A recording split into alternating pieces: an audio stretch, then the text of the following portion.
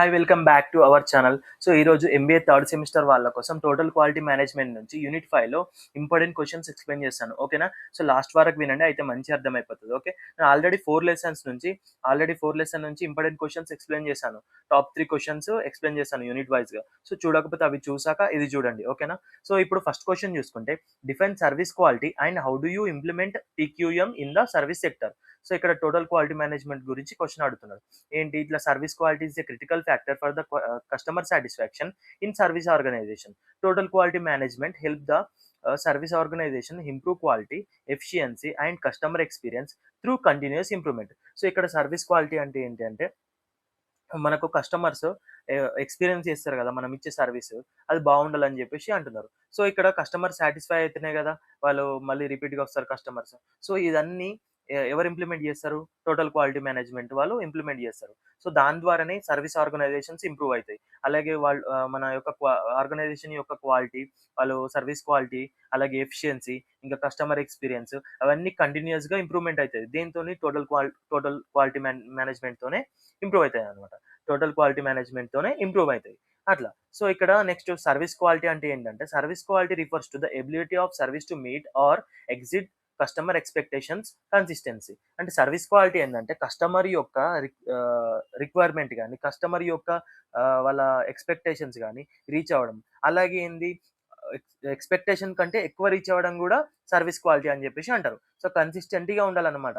ఎందుకంటే service quality కన్సిస్టెంట్లీగా ఉంటేనే మనకు కస్టమర్స్ అనేది రిపీటెడ్గా వస్తారు అట్లా. సో ఇక్కడ key aspects of service quality చూసుకుంటే, focuses on customer perceptions and expectations. ఇప్పుడు ఎక్స్పెక్టేషన్స్ అంటే ఏంది, కస్టమర్ ఏది అనుకుంటున్నాడు.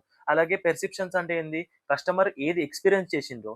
సో ఆ రెండింటి మధ్యలో మనం తేడా తెలుసుకోవాలి. తెలుసుకొని మనకి ఏది తక్కువైంది ఏది ఎక్కువైంది అని చెప్పేసి చూసుకోవాలి. Depends on how the service is delivered, not just the outcome. ఏంటి, సర్వీస్ ఎట్లా డెలివర్ అయ్యని చెప్పేసి చూస్తారు కానీ అవుట్కమ్ చూడరు కదా.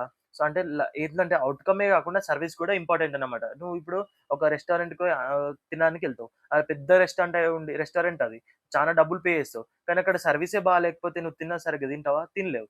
అట్లనమాట, సర్వీస్ కూడా చాలా important. Includes reliability, responsiveness, assurance, empathy and tangibles. Reliability అంటే ఏంటి, ఇక్కడ చూసుకుంటే ఇప్పుడు నమ్మకం అనమాట. నమ్మకము, అలాగే రెస్పాన్సివ్, అలాగే అష్యూరెన్స్. అష్యూరెన్స్ ఏంటి, భరోసా అనమాట. అట్లా ఎంపతి, సానుభూతి, అక్కడ కైండ్నెస్ చూపించాలి. అలాగే టాంజిబుల్స్ అట్లనమాట, ఇవన్నీ చూపించాలి. Varies from customer to customer. అంటే ఇప్పుడు ఎక్స్పెక్టేషన్స్ కూడా ఒక కస్టమర్కి ఇంకో కస్టమర్కి డిఫరెంట్ ఉంటాయి. సో అన్నిటికీ మనం అనుగుణంగా బిహేవ్ చేయాలన్నమాట. సర్వీస్ క్వాలిటీ అందరికీ నచ్చేటట్టు చేయాలన్నమాట అట్లా. Implementation of TQM in the service sector. ఇక్కడ చూసుకుంటే, ఇప్పుడు identify customer needs and expectations clearly. ఏంటి, కస్టమర్ యొక్క నీడ్స్, ఎక్స్పెక్టేషన్స్ అన్ని ఐడెంటిఫై చేయాలి నీట్గా, అయితేనే టీక్యూఎం అనేది ఇంప్లిమెంట్ అవుతుంది అనమాట.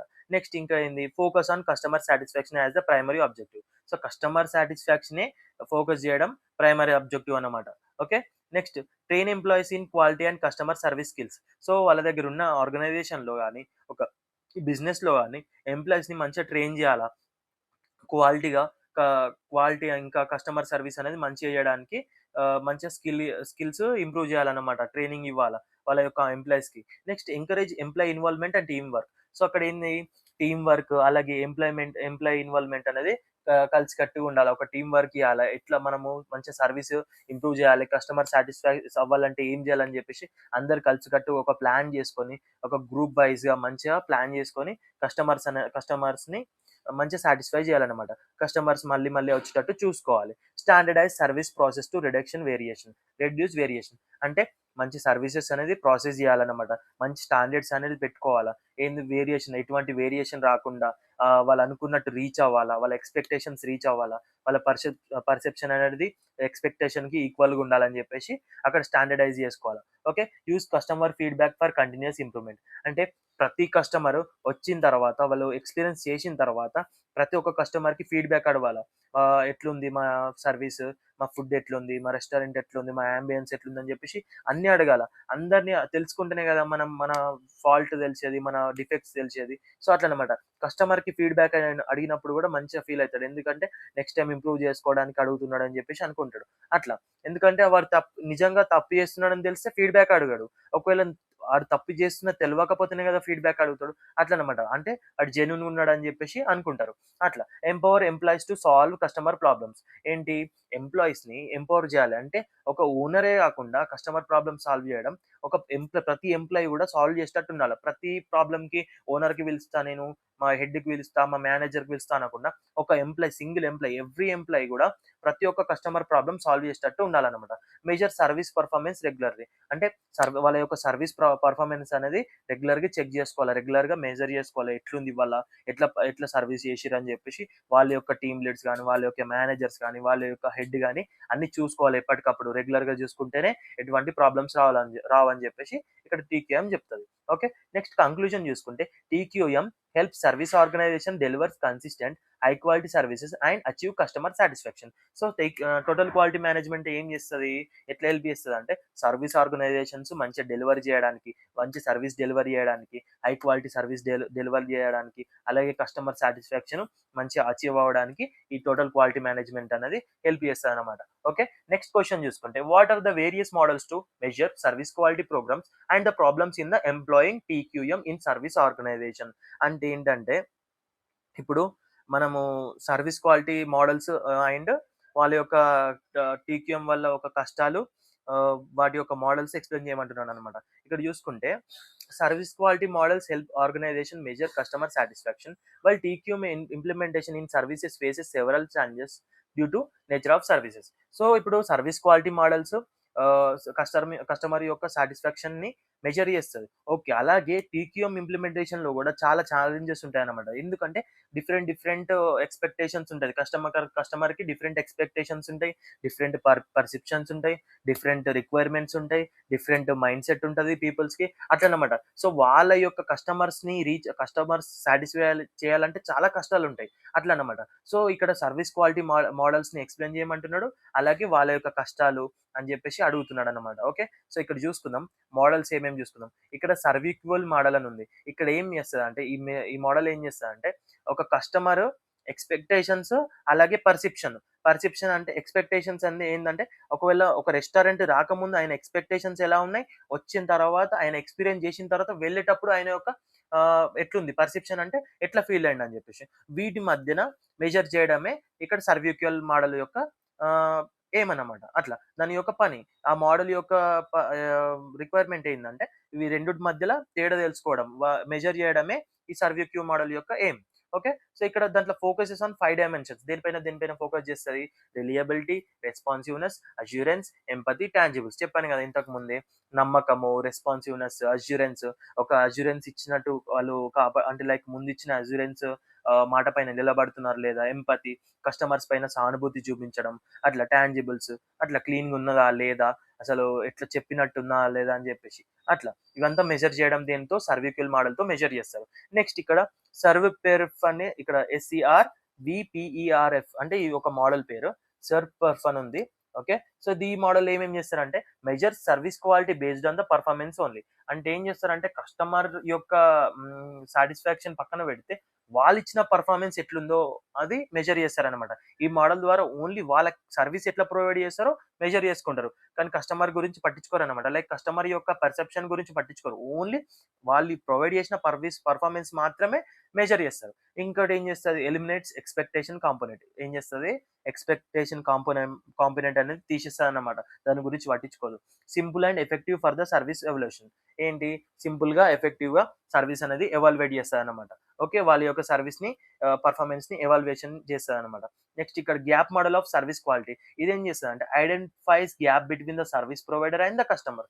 సర్విస్ ప్రొవైడర్‌కి, కస్టమర్‌కి ఎంత గ్యాప్ ఉందో, వీళ్ళు ఎట్లా చేస్తున్నారు, కస్టమర్స్‌ని రీచ్ అయితున్నారా? లేదా? అని జెప్పేసి ఈ మోడల్ అనేది మెజర్ చేస్తదనమాట. ఐడెంటిఫై చేస్తది. అట్లా. నెక్స్ట్ ఇంకా ఏంటి ఏంటి ఇక్కడ highlights reason for the poor service quality. Poor service క్వాలిటీని ఐడెంటిఫై చేస్తది. రీజన్స్ చెప్తది. అక్కడ ఏమేం రీజన్స్ ఉన్నాయి హైలైట్ చేస్తదనమాట. అసలు ఏం తప్పు చేస్తే అట్లా జరిగింది. ఆ పూర్ సర్విస్ క్వాలిటీకి రీజన్స్ ఏంటని చెప్పేసి అక్కడ మెన్షన్ చేస్తదనమాట. Next helps in service improving planning. ఏంటి ఇంప్రూవ్‌మెంట్ చేస్తదనమాట ప్లానింగ్‌లో. అది సర్విస్ మంచిగా ఇంప్రూవ్ అవ్వడానికి ప్లానింగ్ చేస్తదనమాట. అట్లా. ఇక్కడ problems in employing total quality management in service organization. So problems ఏమేమి ఉంటాయి? Problems in employing in total quality management in service organization. Service ఆర్గనైజేషన్‌లో ప్రాబ్లమ్స్ ఎట్లుంటాయి? ఎక్కడ? ఎంప్లాయింగ్ ఆఫ్ టీక్యూఎంలో. ఓకే. సో, డీటెయిల్‌గా ఎక్స్‌ప్లెయిన్ చేస్తాను. లాస్ట్ వరకు చూడండి. Okay. Difficulty in measuring service quality accurately. ఏంటి? సర్వీస్ క్వాలిటీని అక్యురేట్‌లీగా మెజర్ చేయడం కొద్దిగా కష్టం అన్నమాట. Next, high dependence on human behaviour. ఏందంటే వాళ్ళ బిహేవియర్ పైనే డిపెండ్ అయ్యి ఉంటది. ఒకళ్ళు తిక్కగా ఉండరు, ఒకళ్ళు మంచిగుంటరు, ఒకళ్ళు హ్యాపీగా ఉండరు, ఒకళ్ళు సాడ్‌గా ఉంటారు. ఒక్కొక్కళ్ళ ఫీలింగ్స్ డిఫరెంట్‌గా ఉంటాయి కాబట్టి వాళ్ళ బిహేవియర్‌ని మెజర్ చేయడం కొద్దిగా కష్టంగా ఉంటది. Variation in customer expectations. ఒకళ్ళకేమో యాంబియన్స్ అట్లా కావాలంటారు. ఒకళ్ళేమో యాంబియన్స్ ఇట్లా కావాలంటారు. ఒకళ్ళు ట్రెడిషనల్ కావాలంటారు. ఒకడు డిఫరెంట్ కావాలంటారు. అట్లనమాట. డిఫరెంట్ ఉంటదనమాట కస్టమర్ యొక్క ఎక్స్‌పెక్టేషన్స్. అట్లా వాళ్ళ ఎక్స్‌పెక్టేషన్స్ మెజర్ చేయడము, వాళ్ళ ఎక్స్‌పెక్టేషన్ రీచ్ అవ్వడం కొద్దిగా కష్టంగా ఉంటది టోటల్ క్వాలిటీ మేనేజ్‌మెంట్ వాళ్ళకి. అట్లా వేరియేషన్ ఉంటది. Next, resistance to change among employees. So, ఏందంటే ఉన్న ఎంప్లాయీస్ కూడా ఎంటనే చేంజ్ అవ్వమంటే అవ్వలేరనమాట. ఇప్పుడు ఎంప్లాయీస్‌లో బిహేవియర్ ఉంటది. "అరె! నువ్వు ఇట్లా కాదురా, ఇట్లా వెంటనే అయిపో" అంటే అవ్వడు. కొద్దిగా టైం పడతది చేంజ్ అవ్వడానికి అట్లనమాట. Lack of standardization in services. అంటే స్టాండర్డైజేషన్ సరిగ్గా లేకపోయినా గానీ సర్వీసెస్ అనేది మంచిగుండవు. Next, difficulty in training service employees. So, ఏందంటే ప్రతి ఎంప్లాయ్‌కి ప్రతి డైలీ ట్రైనింగ్ చేయాలంటే ఒక సెపరేట్‌గా ఒక ఎంప్లాయ్‌ని అపాయింట్ చేయాలా. అలాగే డైలీ వాళ్ళకి అప్డేట్స్ చెప్పాలంటే ఇంకా వాళ్ళకు ఉంటది టైము.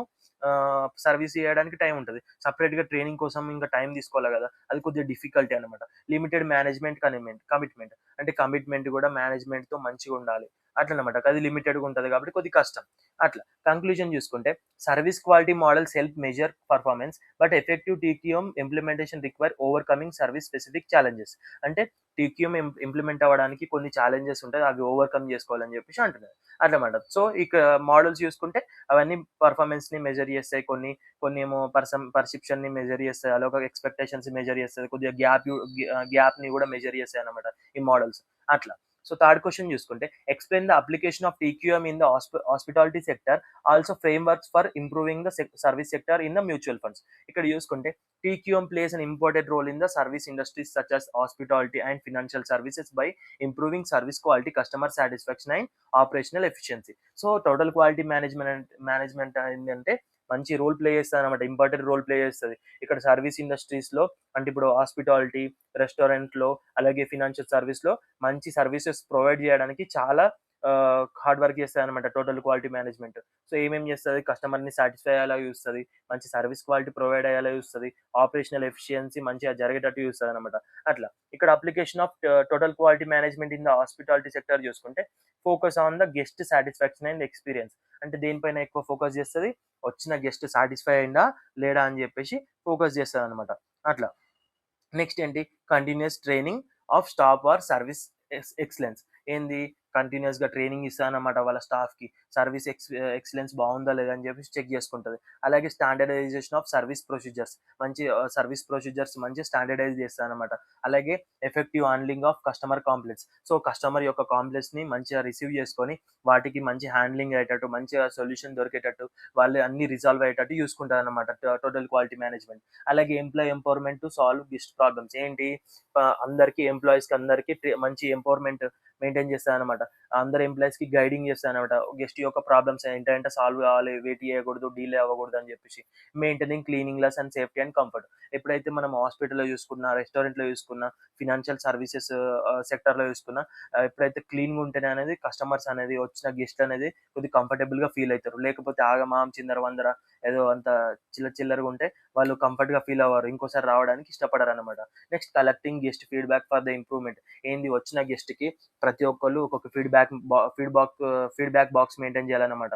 ఆ ఫీడ్‌బ్యాక్ బాక్స్‌లో వాళ్ళ యొక్క కాంప్లెయింట్స్ అనేది పెడతారనమాట. సో, అప్పుడు మనకు తెలుస్తదనమాట కస్టమర్స్ ఎక్కడెక్కడ ఇబ్బంది పడ్డాడు అని చెప్పేసి. అట్లా ఎప్పటికప్పుడు మనం కలెక్టింగ్ చేసుకోవాలా కస్టమర్ యొక్క ఫీడ్‌బ్యాక్. అట్లా మనం మంచిగా నైస్‌గా అడగాలి వచ్చిన వాళ్ళకి. సో, ఎట్లుంది సార్ సర్వీస్? మా రెస్టారెంట్ సర్వీస్ ఎట్లుంది? మా ఫుడ్ బావుందా? లేదా? అని చెప్పేసి కొంచెం నీట్‌గా అడగాలి. ఇప్పుడు ఒక హోటల్‌కెళ్తాం. మా రూమ్స్ ఎట్లా ఉన్నాయి? మీరెట్లా ఫీల్ అయ్యారు? మా సర్వీస్ ఎట్లుంది? మా స్టాఫ్ ఎట్లా రిసీవ్ చేసుకున్నారు? అని చెప్పేసి మంచిగా అడగాల. అడిగితే వాళ్ళు చెప్తారనమాట. సో అండ్ సో ప్లేస్‌లో బాలేదు. సో అండ్ సో ప్లేస్‌లో బావుంది. బావుంటే బావున్నదని చెప్తారు. బాలేకపోతే బాలేదని చెప్తారు. ఎక్కడ బాలేదో అది చూసుకోవాలా. చూసుకొని నెక్స్ట్ టైమ్ రిపీట్ అవ్వకుండా చెప్పాలన్నమాట. వాళ్ళకి చెప్పాలి. Okay sir, sorry for that inconvenience అని జెప్పేసి ఇంకోసారి ఇటువంటివి జరగకుండా చూసుకుందాం. మీరు విజిట్ అగైన్ అని జెప్పేసి అనాలన్నమాట. అప్పుడే కొద్దిగా వాడు ఒకవేళ సర్విస్ సరిగ్గా లేకపోయినా నీ మాటల కన్నా నెక్స్ట్ టైమ్ వస్తాడన్నమాట. అట్లా మంచి ఫీడ్‌బ్యాక్ తీసుకోవాలా. వాళ్ళకి మంచి మనము రెస్పాన్స్ అవ్వాలా వెంటనే. అట్లా. Continuous monitoring of service quality. So, service quality ఎప్పటికప్పుడు మానిటర్ చేసుకోవాలా. ప్రతి ఒక్కళ్ళని మనం గైడ్ చేయాలా. చేస్తున్నావా లేదా అని చెప్పేసి ఎంప్లాయీస్‌కి, వర్కర్స్‌కి ప్రతి ఒక్కళ్ళకి ఎప్పుడప్పుడు వాళ్ళ పైన ఒక కన్నేసి ఉంచాలన్నమాట. అట్లా. Next framework for the improving service sector service quality in mutual funds. Mutual ఫండ్స్‌లో ఫ్రేమ్‌వర్క్ ఎట్లుంటది ఇంప్రూవ్ చేయడానికి సర్విస్ క్వాలిటీ. ఇక్కడ చూసుకుంటే కీ ఎలిమెంట్స్ చూసుకుంటే understanding investor expectations and needs. ఎప్పుడైతే ఇప్పుడు మ్యూచువల్ ఫండ్స్‌లో మ్యూచువల్ ఫండ్‌లో ఇన్వెస్ట్ చేయడానికి వస్తారు కదా! వాళ్ళ యొక్క ఎక్స్‌పెక్టేషన్స్ ఏంటి? వాళ్ళ యొక్క నీడ్స్ ఏంటో ఫస్ట్ అండర్‌స్టాండ్ చేసుకోవాలి. వాళ్ళ ఎక్స్‌పెక్టేషన్స్, నీడ్స్ అండర్‌స్టాండ్ చేసుకున్నప్పుడే వాళ్ళకి మనం ప్రొవైడ్ చేసేది తెలుస్తది. ఇప్పుడు ఆళ్ళేదో అనుకుంటారు, మనం ఏదో చేస్తే తప్పు గదా! సో, వాళ్ళ యొక్క ఎక్స్‌పెక్టేషన్స్, వాళ్ళ నీడ్స్ తెలుసుకున్న తర్వాతనే మనం యాక్షన్ స్టార్ట్ జేయాల. అట్లా.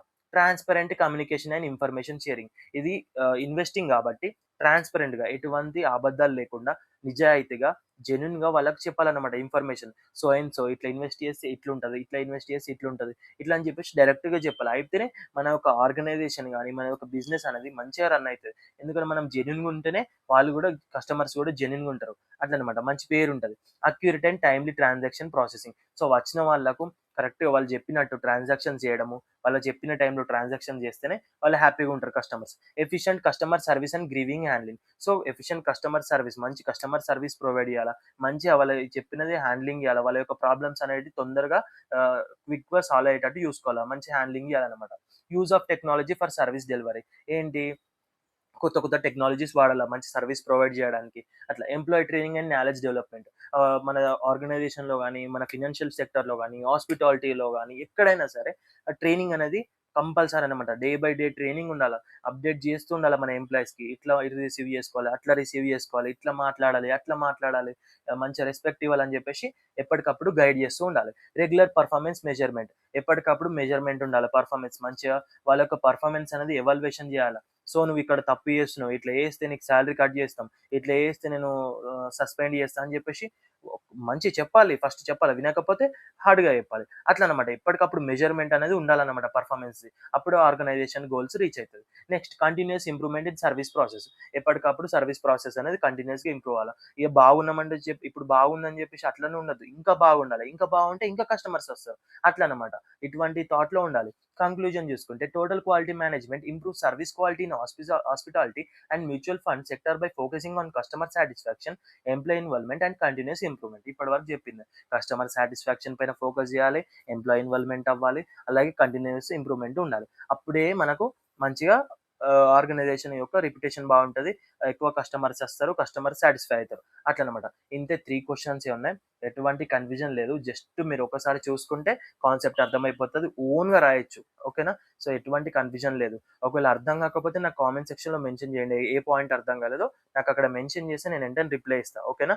థా thank you for watching our video. ఇంకోటేంటంటే ఆల్రెడీ మనం 4 లెసన్స్ ఎక్స్‌ప్లనేషన్స్ వీడియోస్ పెట్టినా. అవి చూడకపోతే చూడండి మీరు. ఓకేనా? నెక్స్ట్ వీడియో నేను అన్ని షార్ట్ క్వెషన్స్ ఒకటే వీడియోలో చెప్పేస్తా. సింపుల్‌గా ఎక్స్‌ప్లెయిన్ చేస్తా. ఓన్లీ టాప్ క్వెషన్సే తీసుకుంటున్నాను ప్రతి యూనిట్ నుంచి. సింపుల్‌గా అర్థమయ్యేటట్టు ఎక్స్‌ప్లెయిన్ చేస్తా. ఒకవేళ మీరు లాస్ట్ 4 లెసన్స్ వినకపోతే ఇది వినేసేయండి. ఎందుకంటే ప్రతి చాప్టర్‌కు రిలేటెడ్‌గా ఫస్ట్ చాప్టర్ రిలేటెడ్ సెకండ్ ఉంటది. సెకండ్ చాప్టర్ ఏమో ఫస్ట్ చాప్టర్ రిలేటెడ్ ఉంటది. థర్డ్ చాప్టర్ ఏమో సెకండ్ చాప్టర్‌కి రిలేటెడ్. ఇట్లా రిలేటెడ్‌గా ఉంటది కాబట్టి మీరు ఫస్ట్ నుంచి చూసుకుంటూ వస్తే బావుంటది. ఓకేనా? సో, నెక్స్ట్ ఏంటి, ఇప్పటివరకు ఏమైనా సబ్స్క్రైబ్ చేయకపోతే కూడా సబ్స్క్రైబ్ చేసుకోండి. ఎందుకంటే మీరు ఎంత సపోర్ట్ చేస్తే నేను అంతగా మంచిగా చెప్పడానికి ట్రై చేస్తా. ఓకేనా? Thank you for watching video.